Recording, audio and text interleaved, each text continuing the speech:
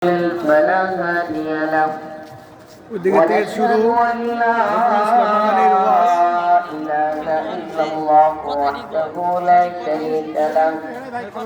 أما بعد فقد قال الله تبارك وتعالى في كلامه المجيد وفرقانه الحميد. أعوذ بالله من الشيطان الرجيم.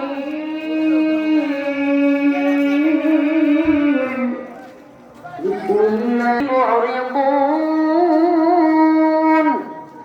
والذين هم للزكاة فاعلون والذين هم لفروجهم حافظون إلا على أزواجهم أو ما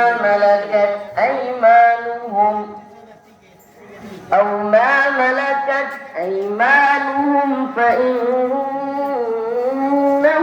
غير ملومين. صدق الله مولانا العظيم وصدق رسوله النبي الكريم ونحن على ذلك من الشاهدين والشاكرين والحمد لله رب العالمين.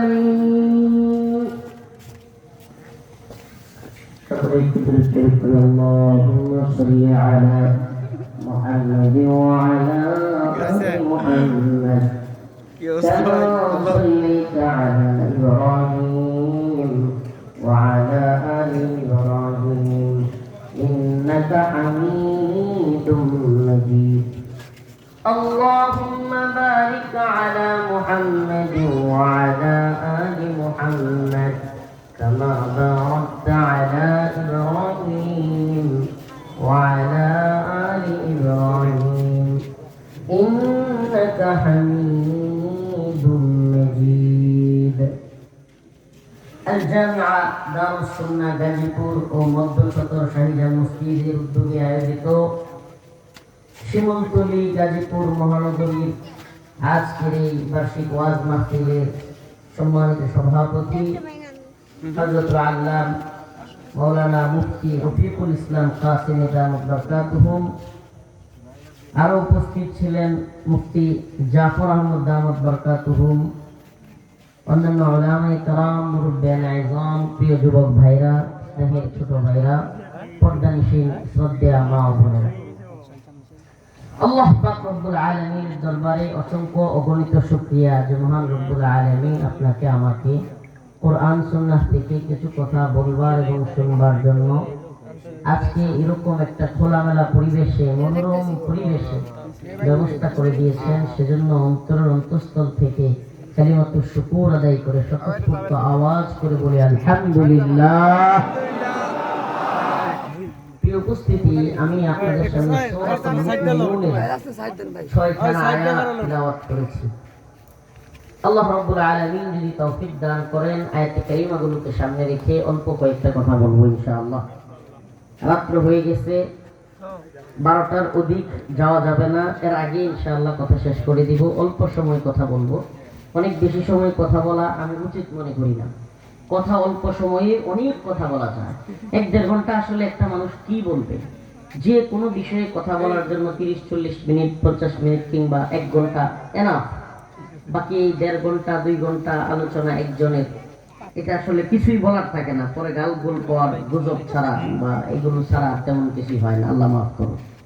তো এই জন্য মূল কথাগুলো যেগুলো আমাদের জন্য দরকার, নিজের জন্য ফায়দা, উম্মতের জন্য ফায়দা এবং কোরআন সুন্নাহ থেকে সেগুলো বলার চেষ্টা করব। আমি আজকে আপনাদের সামনে যে আয়াতে কারিমা তিলাওয়াত করেছি, আল্লাহ তাআলা মুমিন কোন পথে সফল হতে পারবে, মানে মুমিনের সফলতার পথ কোনটা। আমরা সবাই মুমিন, এতে তো কোনো সন্দেহ নাই। কি কোন মুমিন তো ইমানদার, আমরা সকলেই কি ইমানদার। দুর্গা পূজা আসলে ইমান ছুটে যায় না তো আবার? হ্যাঁ, সবাই ইমানদার তো? আল্লাহ রাব্বুল আলামিন ঈমানদারদেরকে বলতেছেন যে নিশ্চয়ই যারা মুমিন তারা সফল কাম। সুবহানাল্লাহ। قد أفلح المؤمنون। আল্লাহ রাব্বুল আলামিন বলেন নিশ্চয়ই মুমিনরা সফল। কালকে সার্চ দিয়ে দেখেন। ও প্রিয় গাজীপুরবাসী, প্রিয় মুহিব্বিন ভাইরা, আল্লাহ রাব্বুল আলামিন বলেন নাই গাজীপুরে পাঁচতলা ভবনের মালিক সফল, গাজীপুরের হান্নু মিয়া ভাই আজকের কাউন্সিলর সুন্দর বক্তব্য দিয়েছেন, তিনি সফল। কোন এমপি সফল, মন্ত্রী সফল, কোন বক্তা সফল, কোন রাজনৈতিক নেতা সফল, কোটি কোটি টাকার মালিক, সুন্দর বউয়ের মালিক, সুন্দর বউ পাইলে কোটি কোটি টাকা কিংবা বাড়ি গাড়ির মালিক হইলেই সফল। আল্লাহ রাব্বুল আলামিন এই ধরনের কোন কথা তিনি বলেন নাই। আল্লাহ রাব্বুল আলামিন বলেন قد أفلح المؤمنون। নিশ্চয়ই মুমিনরা সফল। কোন মুমিনরা? الذين هم في صلاتهم خاشعون। যারা খুশু খুজুর সাথে, বিনয়ের সাথে, একাগ্র চিত্তে রব্বে কাবার সামনে 5 ওয়াক্ত নামাজ আদায় করে, তারা সফল। গাজীপুরের কাউন্সিলর, বক্তা, মুফতি, কোটি কোটি টাকাওয়ালা, বাড়িওয়ালা, গাড়িওয়ালা। আমাদের সমাজের বাস্তবতা কি?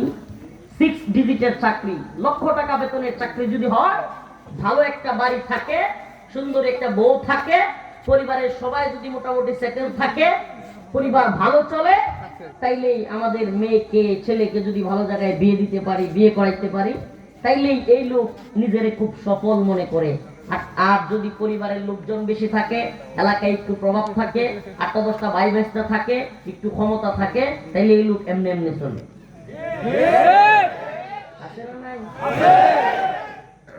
তো এই লোক যে সফল মনে করলো আল্লাহর মানদণ্ডে, কোরআন সুন্নাহর মানদণ্ডে, ওই লোক সফল নাকি ব্যর্থ?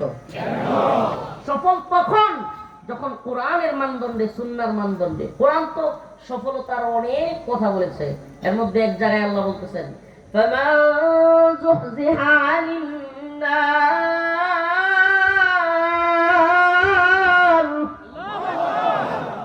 وَأُدْخِلَ الْجَنَّةَ فَقَدْ فَازَ وَمَا الْحَيَاةُ الدُّنْيَا إِلَّا مَتَاعُ الْغُرُورِ।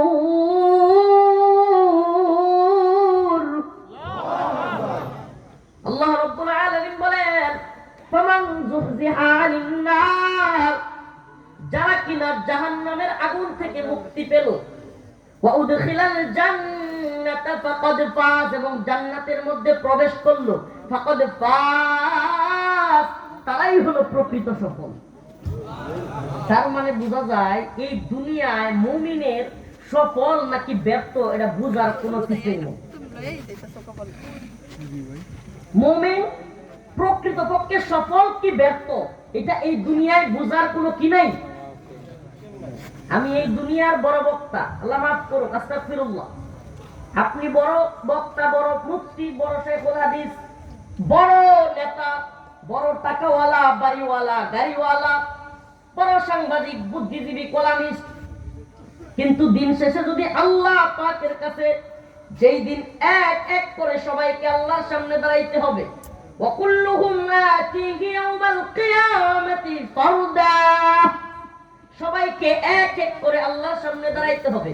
ও শাহাবুদ্দিনের ছেলে রফিকুল ইসলাম, ও অমুকের ছেলে অমুক, তমুকের ছেলে তমুক, সকলকে আল্লাহর সামনে একেবারে স্ট্রেট ফরওয়ার্ড দাঁড়ায়া প্রশ্নগুলোর জবাব দিয়া, এই দুনিয়াতে কি করলা, আমি যে যৌবন দিয়েছি কি করলা, আমি যে অর্থ সম্পদ দিয়েছি কোন পথে ব্যয় করলা, আমি যে তোমাকে সময় দিয়েছি, হায়াত দিয়েছি, এগুলো কোন পথে, টাকা পয়সা, যৌবন, সময় কোন পথে ব্যয় করলা, এগুলোর জবাব না দিয়া এক পা এদিক সেদিক হওয়ার কারো সুযোগ নাই।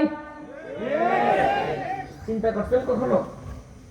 প্ল্যানিং তো খালি যার ব্যবসা আছে আরেকটু ব্যবসাটাকে কেমনে বড় করব, যে চাকরি করে আরেকটু কিভাবে উন্নতি করা যায়, আরেকটু চাকরির মধ্যে কিভাবে প্রমোশন লওয়া যায়, ঘুষ দিয়া হোক, টাকা দিয়া হোক, বসেরে খুশি করে হোক, বসেরে তেল মাইরা হোক, সত্য মিথ্যা জালেম বস হইলেও না না বস আপনি খুব ভালো মানুষ, যেমনে মন চায় এমনি হোক, একটু প্রমোশনের আশায়, একটু টাকা পয়সা ইনকামের আশায়, একটু যশ খ্যাতির আশায়, একটু সুখে থাকার আশায় যা মন চায় আমরা তাই করতেছি। নাউজুবিল্লাহ। সত্য মিথ্যা যাচাই করবার দরকার প্রয়োজন বোধ মনে করতেছি না। মনে করতেছি আমি যে স্টেজে আছি এই স্টেজ থেকে একটু উপরে উঠতে পারলেই আমি সফল। আমি আপনাদের কাছে প্রশ্ন রাখতে চাই, ও গাজীপুরবাসী, যে কিনা বিভিন্ন গার্মেন্টস ওয়েটারে চাকরি করেন, কিংবা ছোট্ট ব্যবসা করেন, কিংবা সাধারণ কোনো জব করেন, কোটি কোটি টাকা নাই, সে চিন্তা করতেছেন কোটি টাকা হইলেই মনে হয় সফল হবেন। আমি বলি ভাই, কোটি টাকাওয়ালা হইয়া তারপরে সফল কি ব্যর্থ এটা দেখবার দরকার নাই, কোটিপতিদের দিকে দেখেন, একটু কোটিপতিদেরকে দেখেন যারা